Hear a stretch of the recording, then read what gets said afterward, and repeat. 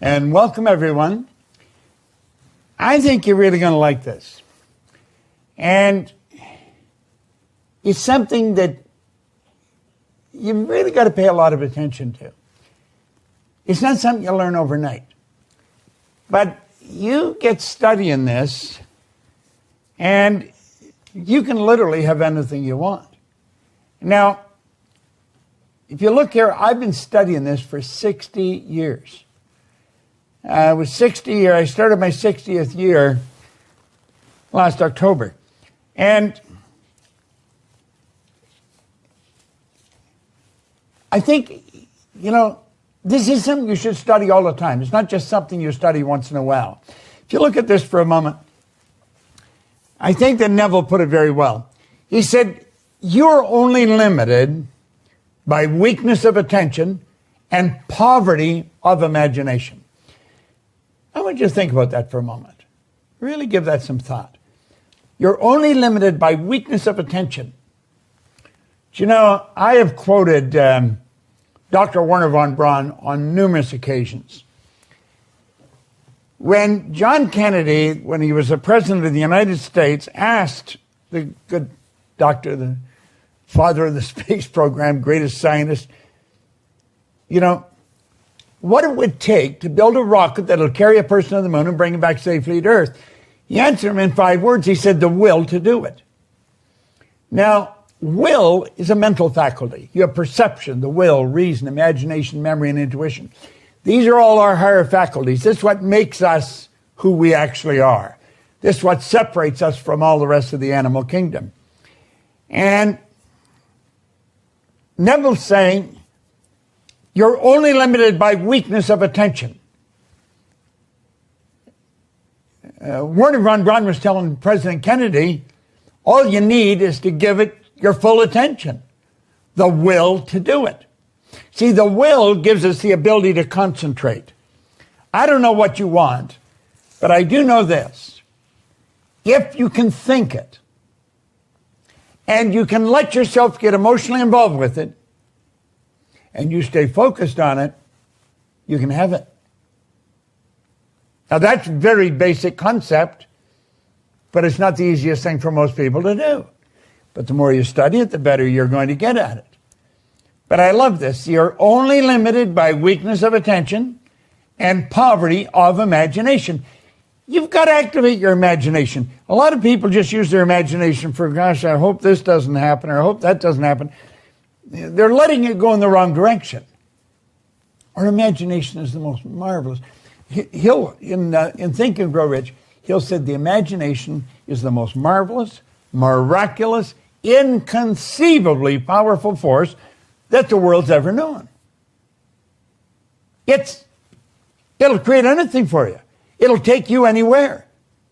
Your imagination will take you anywhere, and it'll give you anything you want. That's a beautiful thing to know. Now, everyone has a story, and I'm not an exception. I'd like to share my story with you, some of my story, not all of it, but some of it. And it has a lot to do with when I started to understand this law, the law of vibration. Do you know The Secret talked about the law of attraction? The Secret was a runaway, it went viral, a very bestseller. It's reported 500 million people have been impacted by the movie or the book, The Secret. Now, I was very fortunate to have a key slot in that movie.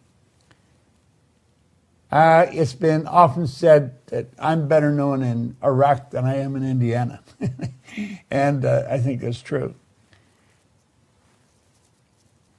This is the primary law right here. The law of attraction starts with the law of vibration. And let's take a look at where the law of vibration starts. It starts right in your own mind, right in your own head. Your mind activates brain cells.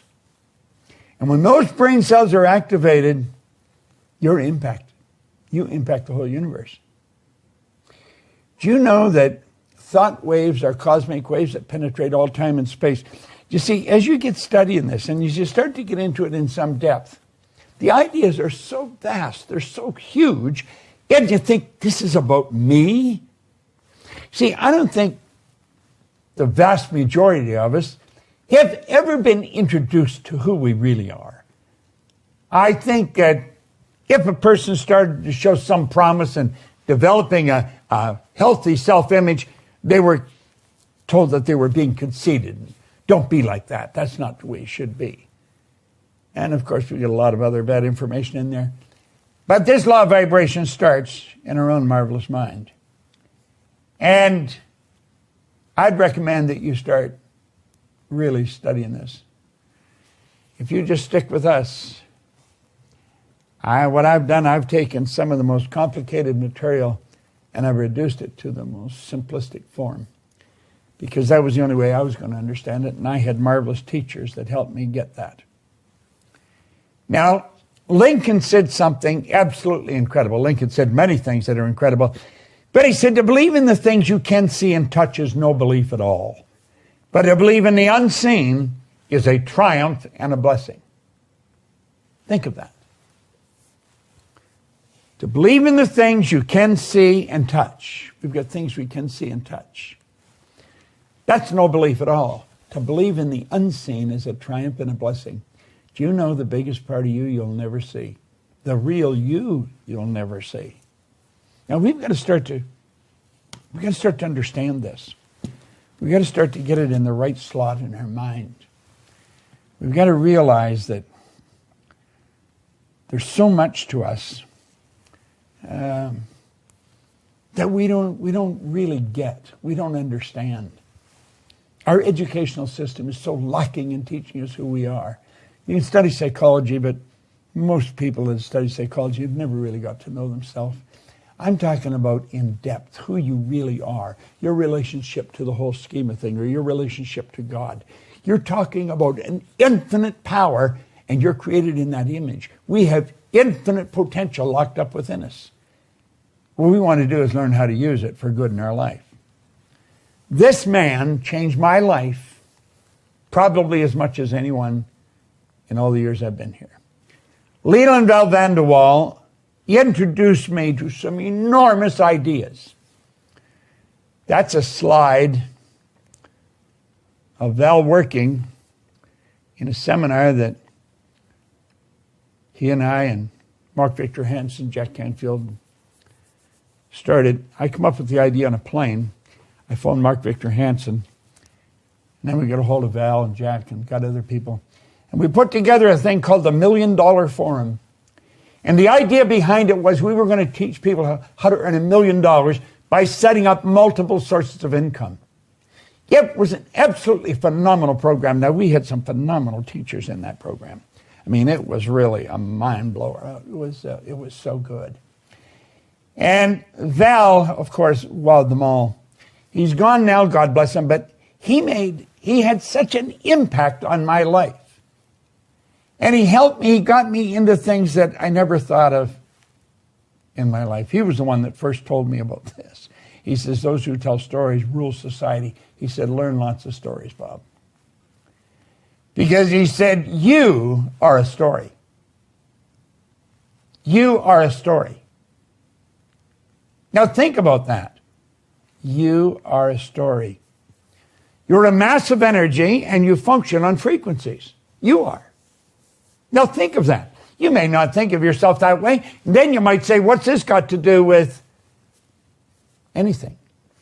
Well, if you really understand it, you can attract more money, all the money you want, as a matter of fact. You can attract good health. You can attract great relationships. You can attract phenomenal business. I sat down on a sofa in a room by myself, a little house on Maplewood Lane in 1973, and I said, I'm going to build a company that operates all over the world. The lady that introduced us, Mikey Steller, is our Chief Operating Officer, and she's also our Marketing Director. And I sat down to watch television one night, which I very rarely do, and I only watched it for a few minutes. I thought, I don't want to watch this. And as I was getting up, my phone rang. And it was Mikey on the phone. This would be maybe 2-3 weeks ago. And she said, Bob, I just got a call from Betty. We're in every country in the world. I thought, wow. I wrote that in 1973. I was intellectually involved and I got emotionally involved. But I was it. I was the company. There was no one else. I was by myself. That's what I wanted to do. If you don't know what you want to do, you're going to drift. You're just going to float around like a leaf on a windy day. You're not going to go anywhere. You are a mass of energy and you function on frequencies. And Val really helped me understand that. Val Vanderwall had a very strong spiritual understanding. And he said, Bob, if you take a picture of yourself with a Curlian camera, you're going to see yourself as a glistening, radiating, gleaming form. Semyon Curlian was a Russian photographer back in 1934, and he perfected Curlian photography, what we call now Curlian photography after him.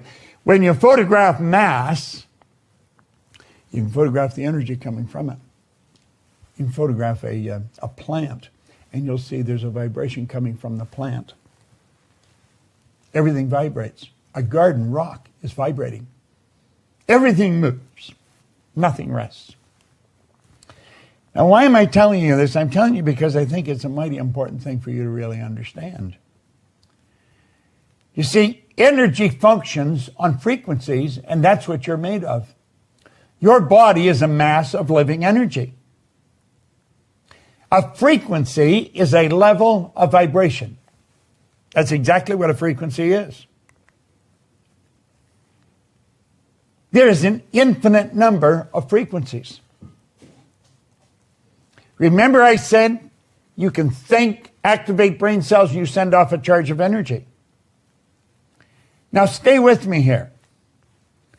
This is so important, yet it's so misunderstood. There's an infinite number of frequencies. Every one of those little purple lines represent a level of vibration. Now, do you know, Albert Einstein, God bless him, he sure had his act put together, didn't he? He said, everything is energy, and that's all there is to it. Match the frequency of the reality you want, and you cannot help but get that reality. It can be no other way. This is not philosophy. This is physics. Now, this is what we teach here at the Proctor Gallagher Institute. We teach you the primary cause of the good that you desire. You take care of the cause, the effect always takes care of itself. In fact, Emerson said the law of cause and effect was the most important law in the universe. I don't know if I agree with that, but he's certainly pretty close to it if he isn't right. Everything is energy. Now think. That's all there is to it. Everything is energy. Everything. Match the frequency of the reality you want. And you cannot help but get that reality. It can be no other way. This is not philosophy. This is physics.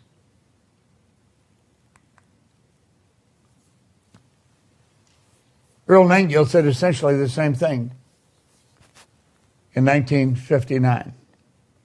He brought out the strangest secret record.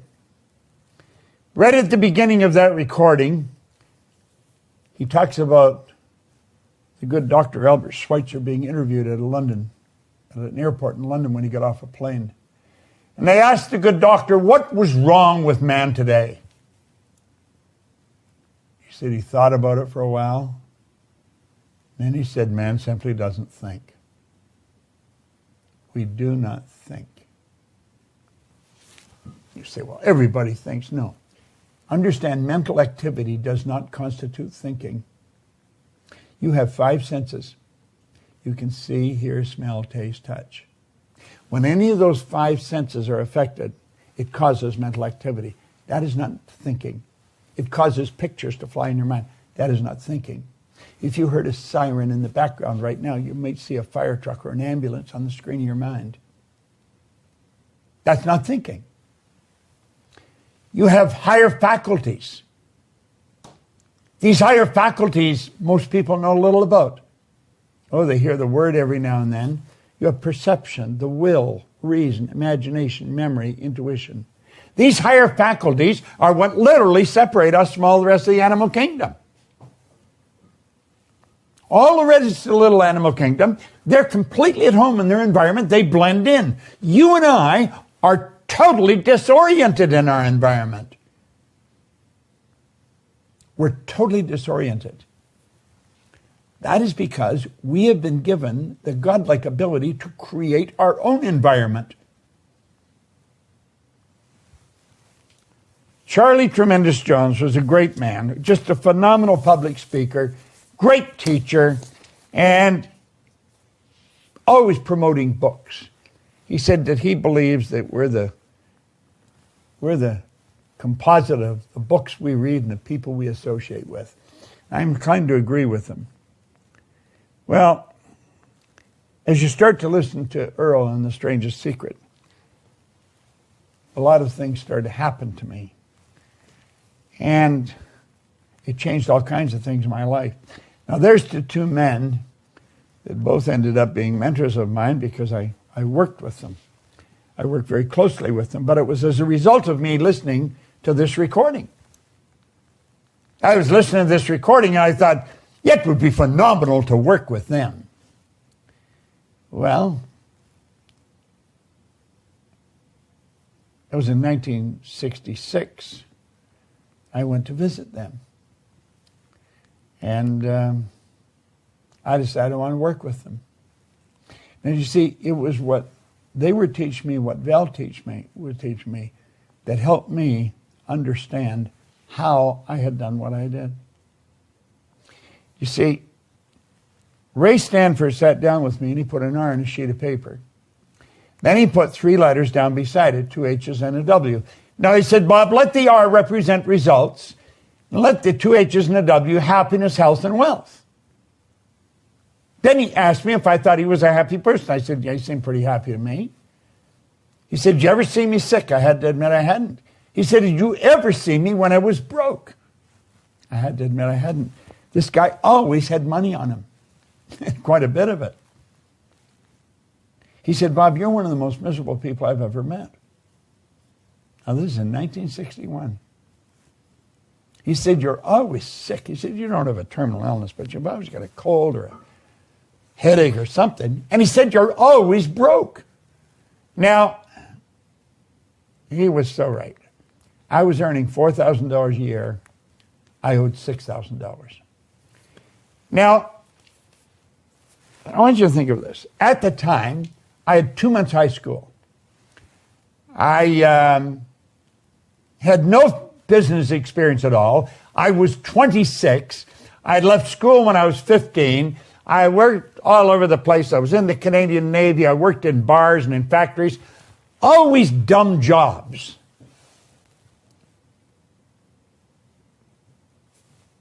No wonder I was unhappy, sick, and broke. I studied nothing. I read nothing. He said, do you ever read anything? And I said, no, I can't read. And that's when he introduced me to this book. And he said, Bob, Napoleon Hill studied 500 of the world's most successful people over many, many years. And it was at the counseling of the richest man in the world that he did that, Andrew Carnegie.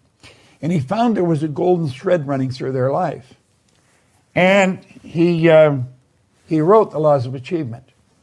I have the Laws of Achievement right here. Pull those 4 over a bit. And they are right there. There's 8 little books. And that was the Laws of Achievement. Now, he wrote those at the request of Andrew Carnegie. Carnegie said it was a shame, like people like himself, who was the wealthiest man in the world, is going to their grave with all his knowledge locked up in their bones. He said nobody's ever organized the Laws of Achievement. And as a result, most people never achieve very much. And he got Hill to do it. Well, after he did it, then this book, The Laws, or Think and Grow Rich, came out of that. And this is what I was really into studying. Okay? You know that within a year, my income was at $175,000. Now, at the end of this meeting, Arash is going to be giving you a directive. And what I would suggest you do is listen very carefully to him. This is a goal card that I have my goal written on. I carry this in my pocket. Every time I put my hand in my pocket and touch that card, the picture that's in my mind flashes on the screen in my mind. I painted the picture in words on the card, and it's tucked into cells in my brain. Well, that's how I went from earning $4,000 to $175,000, and I did it in less than a year. This is no formal education, no business experience. I had no idea what I was doing. In less than 5 years, I was over $1 million a year. I had business operating in Toronto, Montreal, Boston, Cleveland, Atlanta, in London, England. If you ask me how I did, I had no idea. I had no idea. I have found out since it was through the repetition of what I'm talking to you about right now. The action of repeating something that has already been said or written. Look at. Ray said to me, if you read this every day, your life will change. He got me to commit to doing that. I committed I would do it. And God only knows why I've kept that commitment. In my 60th year, every day. I don't read a lot of it. I just open and read something. Right here. That's just where I open it now. Remember, too, that all who succeed in life get off to a bad start. And they pass through many heartbreaking struggles before they arrive. The turning point in the lives of those who succeed usually comes at the moment of some crises, through which they're introduced to their other selves. Yeah. Just read that. I mean, that's inspirational. You learn something from that. Well, 1968, I was their vice president of sales because that is something I wrote on the card. I decided I wanted to work with them. I wanted to work right beside them. And I had an office right beside the two of them. This is vice president of sales. And you know, Earl taught me something that is so valuable. And I want to share it with you. He said, you know, Bob, there's an enormous difference between knowledge and experience. Now, I want you to think about that. Because when he sat down and explained this to me, and he said, before we agreed that you were going to come here, Bob, to work, we checked you out. And that's when he told me, he said, you've got something very strong going for you that we need in our company. And that's when he told me, he said, there's an enormous difference between knowledge and experience. He said, you see, Bob, if we read the book, if we understand it, we can talk about what's in it. We have some knowledge. But he said experience is totally different. Experience is when you've done it. So you just don't think this is right information. You know it's the right information. What I teach here in our programs, I don't wonder if it works. I know it works. I'm going to be 87 in July, and I feel like I'm just getting warmed up. I have no intentions of slowing down.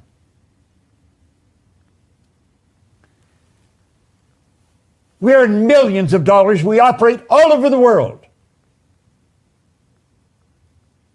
And I believe we share some of the most powerful information in the world. It's not just something I've studied. It's something I did. And it was only after I did a lot of this that I got help. Because one day in London, I was thinking, how in the heck did I do this? I was actually being irresponsible. I was earning over $1 million. I would go into the Playboy Club and play roulette on Hyde Park, right next to the London Hilton. And I didn't care if I lost the money because I knew where the money was. And one day I thought, this is being very irresponsible. And I think, how the heck did this happen to me? Because you see, I had been struggling all my life up until I met Ray, and he gave me the book to study. I had really been struggling my whole life. Never had a half-decent job, had nothing really going for me. And here I am, owning a company that operates in 7 cities, 3 countries. And I thought, how did it happen? And I couldn't figure it out. You see, I knew I wasn't lucky. I just inherently, I just had an innate awareness that I was not lucky. I had been raised to believe if you're going to earn a lot of money, you've got to be really smart. I knew I wasn't really smart. I knew that. I knew a lot of people thought I was, but I knew I wasn't really smart. And I'd been raised to believe if you don't go to school, you can't get a good job. I hadn't gone to school, and I didn't have a good job. I owned the whole company. And so I made up my mind that I was going to find out how my life changed. I wanted to know how it changed. And since that's what I wanted to know, that's what I started to find out. And that's where I learned the power of repetition. I was sitting with a lady, Catherine Weishaupt. She's from Germany. She is in Germany. And I was sort of like a review meeting with her. She was a consultant of her company. And I was sitting with Gina, my assistant, and Catherine said, I believe success is 5% strategy and is 95% mindset. I had never heard that before. And I looked at her. I just intuitively knew she was right. I knew she was right.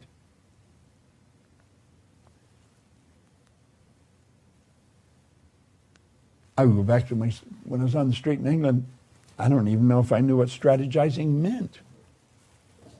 I didn't feel bad not knowing. I mean, why would I know? I hadn't gone to school. I'd never been in business, Success is 5% strategy, 95% mindset. You see, it's all about the mind. It's about your marvelous mind. Now, before tomorrow, I'm going to show you different concepts. I'm going to explain them so that if you had a 15-year-old, the 15-year-old would understand it, believe me. I pride myself in explaining things in a very simple manner. I don't want to complicate it. The people that taught it to me did that. They kept it very simple. It's about your marvelous mind. As Van de Waal taught me, he says it's all in awareness, Bob. He said there's a marvelous inner world that exists within us. And the revelation of such a world enables us to do, to attain, to achieve anything we desire within the bounds or limits of nature. Now listen, this is vitally important information.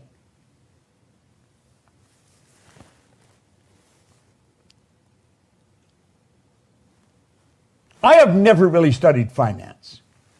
I'm not a financial guy. I've earned millions, literally millions of dollars. I think it's the easiest thing in the world to do. But I don't know how to manage money. I really don't. And I had my own company. But if we go back to what Einstein said, if we get the picture and we get into the energy of the good we desire, you can't help it. Have it manifest. Around 15 years ago, we had a lady come to the seminar who was a securities attorney. Well, we've got a little friend here. And Sandy Gallagher was a securities attorney, very successful one. She became fascinated with what we were teaching. One thing led to another. I'm going down the road pretty fast here. And Sandy Gallagher became my business partner. Sandy is really a financial genius. She really is. She was buying and selling banks, turning banks public. Here's Bob, knew nothing about finance. And I attracted the perfect business partner for me. And I could just go ahead and do what I love doing. And I knew that our company was in good hands with that. And Sandy runs our company. She is the CEO and the president of the company. Now, why am I mentioning this? You've got to become aware that you can and will attract whatever you require to cause whatever picture you're holding in your mind to move into form. It's not an accident. There is a marvelous inner world that exists within us. And the revelation of such a world enables us to do, to attain, to achieve anything we desire within the bounds or limits of nature. Now, that law or that truth was taught to me by this man. He taught me so many things. God, I miss him. Val and I became great friends. We did a lot of work together. I think of Val, he was a big guy. I've always been not that big. I think I was about 135 pounds when I started to work with him. We'd be out on the road, and we both liked buying clothes. We'd go into a clothes store. He said, "Getting men's clothes in here?" He was always ribbing me. He said, "You know, this guy has to run around in the shower to get wet." I think what he was doing was making excuses for him being as big as he was. But sure, a great guy.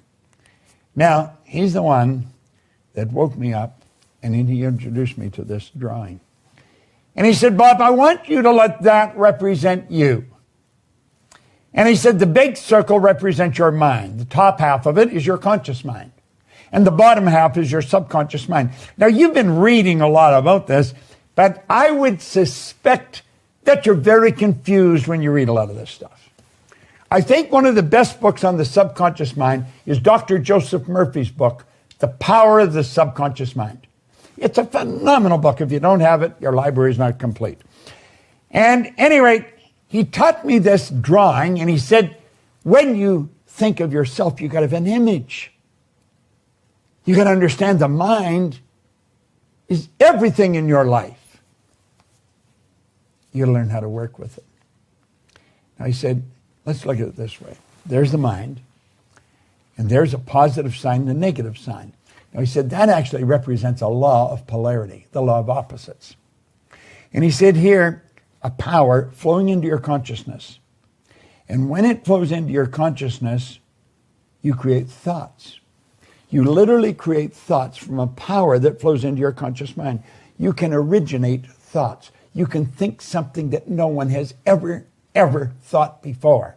You have a unique ability to do this.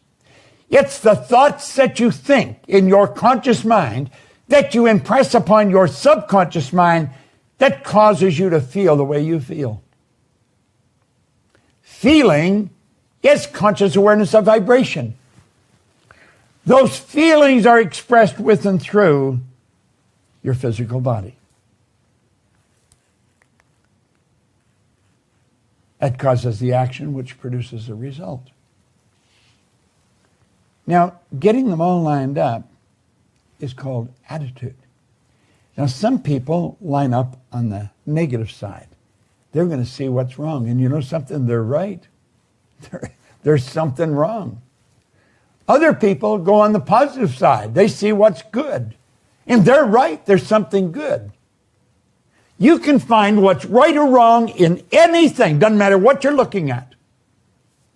If you want to find what's wrong with my presentation, just keep looking. Take a pen and pencil because you're going to get busy. Or if you want to look at what's right, look at that.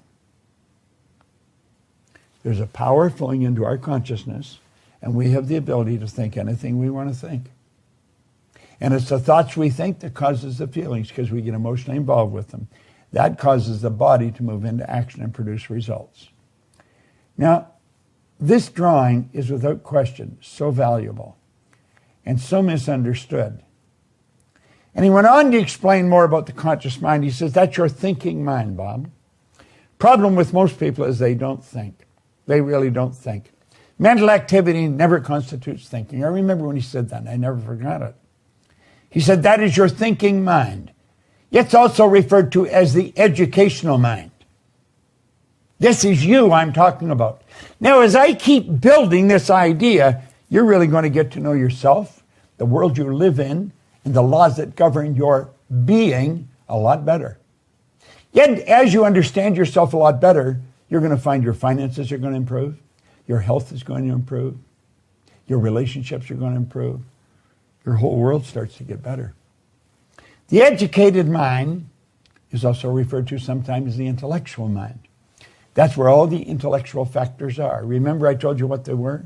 You had perception, the will, reason, imagination, memory, and intuition. There's 6 of them. They are our mental muscles. And as you start to understand how to develop them, you can become a very powerful person. If you've ever been in a seminar that I've been in, you know that I can walk up to a person, I can tell them all about themselves. Everything that goes on the inside shows on the outside. It's your intuitive factor that enables you to read that. We hide nothing. And I always do this in a seminar to show off a little bit. I want really get your attention, see what I can do. But then what I really want to do is say, if I can do it, you can do it.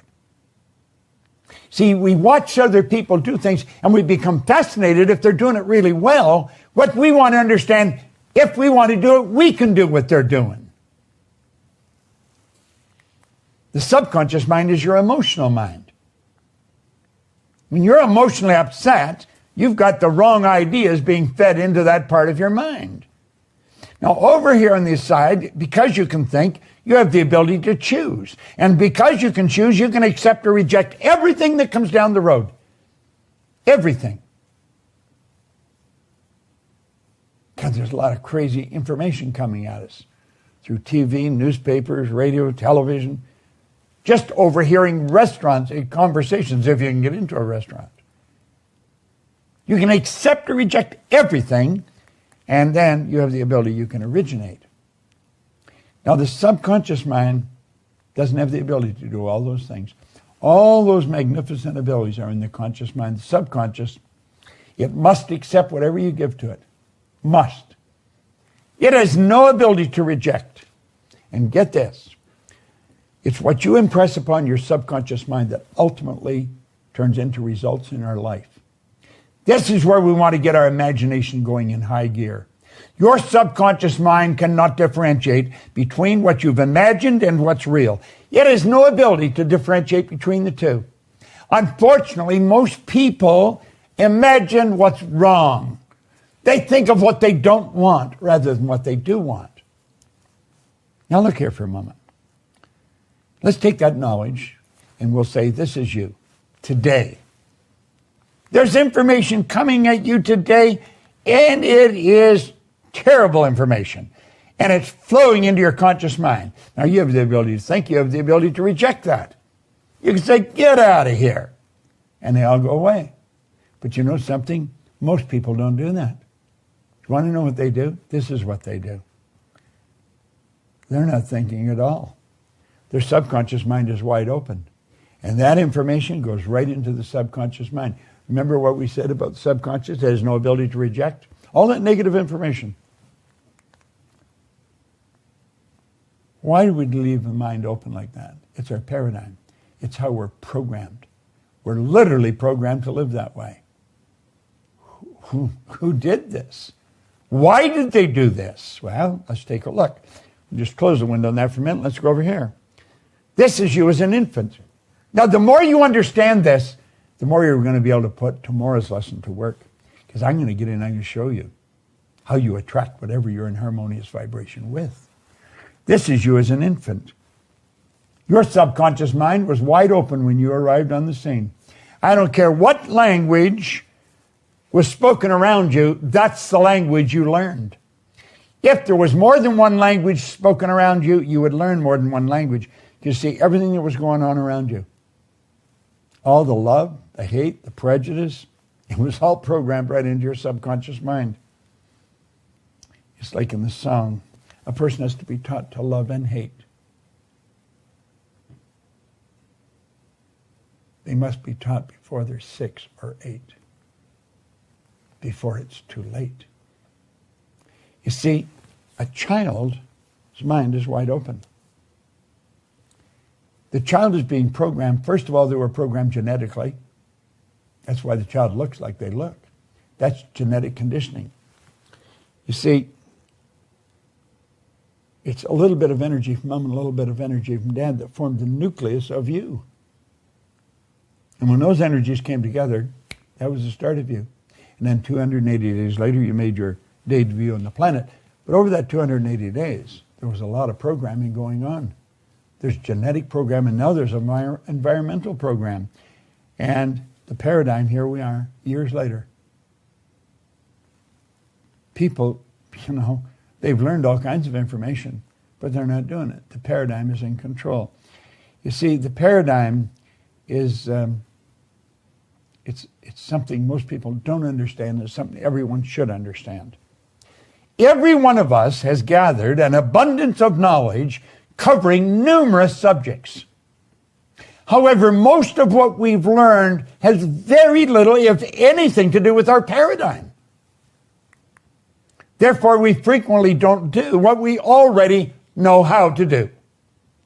I maintain that everyone that can hear my voice already knows how to at least double your income. You may be thinking, oh, that's not true. Oh, yeah. Listen, trust me. I've been there. I've done that. I've worked with thousands of people. I know how it works. We have superior knowledge, inferior results. That causes confusion and frustration. Now let's put our model up here and take a look. Here's a person here. They've got all this knowledge in their mind. They go to school. They get a ton of knowledge. But you know something? The knowledge doesn't match the results. Why is it that a person with a great formal education, worked in a good company for maybe 30 years, is struggling to meet a mortgage payment? Explain that to me. How does that work? They've gone right through our educational system. We're very dedicated to employees for maybe 30 or 40 years, and they're having difficulty making a mortgage payment. Doesn't make sense, does it? Well, all they know isn't working for them because the paradigm is in control of them. Their results are nothing but an expression of the paradigm. That's all that conditioning that took place before they could even think. If you want to change your results, it's essential that you change the paradigm. That's absolutely essential. So, as we get into the law of attraction tomorrow and show you how it's just an extension of the law of vibration, I would recommend you study it pretty closely. Because you see, you do have a paradigm. Oh, I do. Everyone has. A paradigm is a mental program that has almost exclusive control over our habitual behavior. And think of this. Almost all of our behavior is habitual.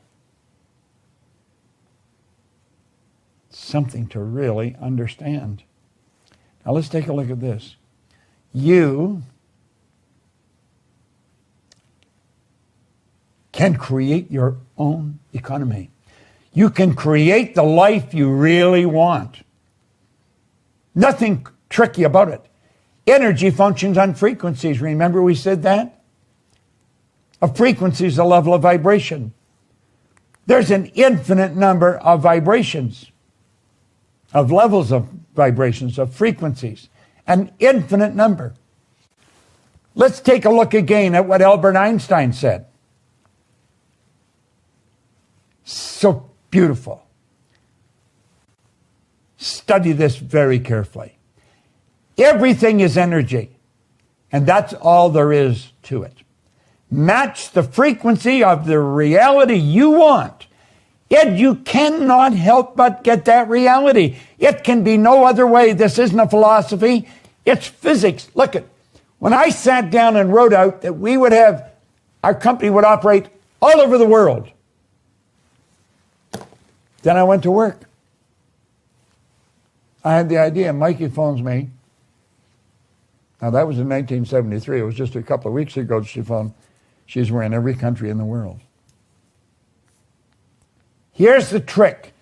Decide what kind of a life you actually want. Quit fooling around with your life. It's too short. Then say no to anything that isn't that. Decide what kind of a life you actually want. Then say no to everything that isn't that. Now look here.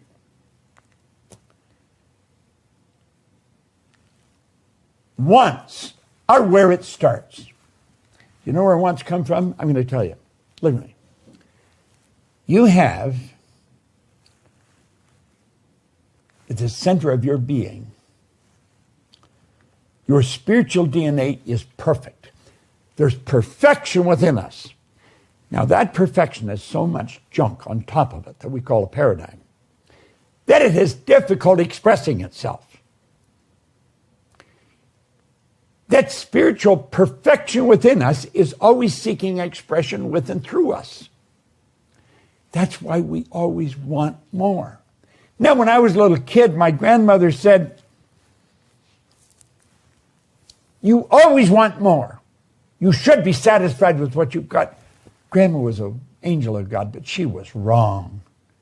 You should never be satisfied. Dissatisfaction is a creative state.